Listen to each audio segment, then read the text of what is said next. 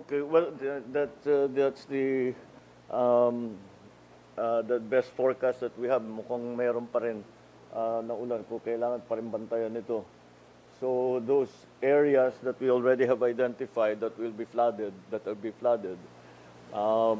baka we will have to take care of those people, the evacuees first.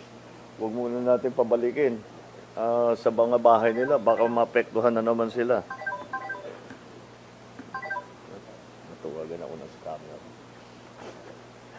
Anyway, this is, I think, again, so here, to go over it again, relief goods, etc., I think are okay. Water supply, we're going to attend to, and make sure that we'll continue to bring in bottled water as much as we can. But it gets to a point na hindi talaga kaya na dahil ang bigat-bigat eh.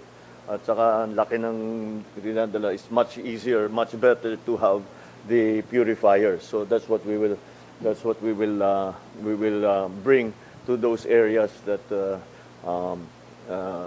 that need it.